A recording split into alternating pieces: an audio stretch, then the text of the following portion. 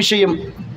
இன்றைய சமுதாய சூழலில் திருமணங்களின் அவலங்களை படம் பிடித்து காட்டுகிற ஒரே ஒரு அம்சம் அன்புக்குரியவர்களே, திருமண நாளில் லுஹர் தொழுகைக்கு பிறகு பெண்ணை அலங்கரித்து மேக்கப் செய்து அதற்கென்று 10,000 20,000 ஒருவரை கூட்டி வந்து இல்லாத கிரீம் எல்லாம் பூசி ஒரு வகையான கோலத்தை மாற்றி அந்த பிள்ளையை அசர் தொழுகைக்கு முன்னர் மணமேடையிலே உட்கார வைக்கிறார்கள்.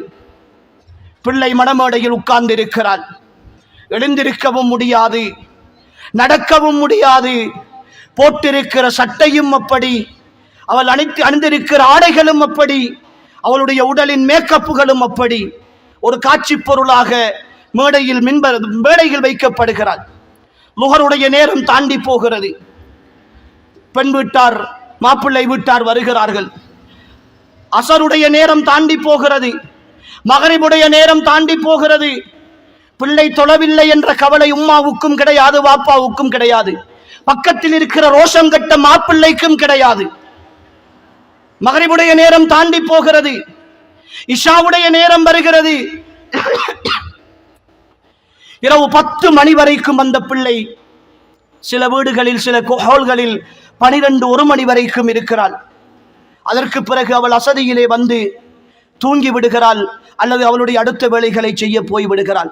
ஈமானிய உறவுகளே, வாழ்க்கையின் சந்தோஷங்களை உணர்கிற முதல் நாள், குடும்ப வாழ்க்கையின் பரக்கத்தை அல்லாஹ்விடத்தில் வேண்டுகிற முதல் நாள், அந்த நாளில் அந்த நேரத்தில் அல்லாஹுக்காக அல்லாஹுடைய கடமையை செய்கிற வயதில் அது கடமை என்று உணர்ந்து அதை தெளிவாக நிறைவேற்ற வேண்டும் என்கிற சுய புத்தியோடு இருக்கிற நேரத்தில் பிள்ளையை லுஹரும் இல்லாமல், அசரும் இல்லாமல், மகரிபும் இல்லாமல், இஷாவும் இல்லாமல் ஒரே நாளில் 4 நேர தொழுகைகளை தொழ வேண்டும் என்ற உணர்வே இல்லாமல் கடத்திவிட்டு இந்த குடும்ப வாழ்க்கையில் தான் சந்தோஷத்தை எதிர்பார்க்கிறோமா?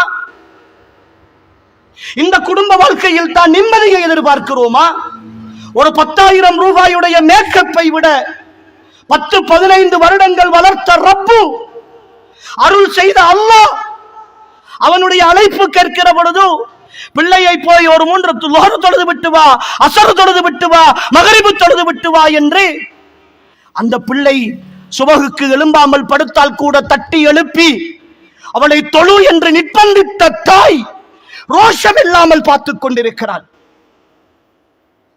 மகள் தொழுதாளா என்று கேட்டு பாடசாலைக்கு போய் வந்த உடனே தொழுது விட்டு தான் சாப்பிட வேண்டும் என்று சட்டம் போட்ட தந்தை திருமணத்தின் பெயரால் கூடி குறுகி போய் நிற்கிறார்.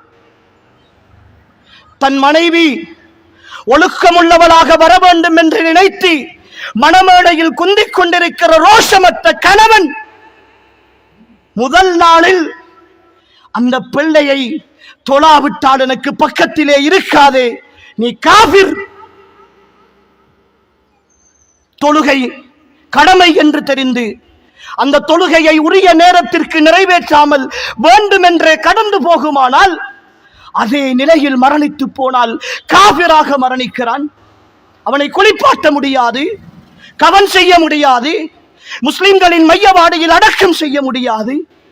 முதல் நாளில் மதம் மாற்றி திருமணம் முடித்து வைத்துவிட்டு அந்த திருமணத்தில் சந்தோஷத்தை எதிர்பார்க்கிற ஒரு வகையான மனநோயோடுள்ள சமுதாயம் அல்லவா நாம்? எப்படி சகோதரர்களே கிடைக்கப் போகிறது என்றாவது யோசித்திருக்கிறோமா? இதன் பின்னணியில் இருக்கிற பிரச்சனைகள், திருமணம் பேச்சுவார்த்தை ஆரம்பித்ததில் இருந்து நடக்கிற அனாச்சாரங்கள், சிலைகளை போன்று தூக்கி போகிற பார்சல்கள், அன்பளிப்புகளின் பெயரால் நடக்கிற அவலங்கள், அடையாளம் போடுதல் என்கிற அந்நிய கலாச்சாரங்கள், மறுதொன்றி திருமணம் என்று சொல்கிற பேரில் நடக்கிற மிக மோசமான நடவடிக்கைகள், இத்தனையிலும் மெல்ல மெல்ல அல்லாஹுவை கோபப்படுத்தி அவன் தந்த அருள்களை எல்லாம் அனுபவித்து அல்லாஹுடைய சிந்தனையை புறக்கணித்து இந்த உலகத்தில் ஒரு சந்தோஷமான வாழ்க்கையை எதிர்பார்க்கலாம் என்று நினைக்கின்ற எங்களை விட ஏமாளிகள் இந்த உலகத்தில் யார் இருக்க முடியும்? அன்புக்குரிய சகோதர சகோதரிகளே, அல்லாஹுக்காக சிந்தியுங்கள். அல்லாஹ்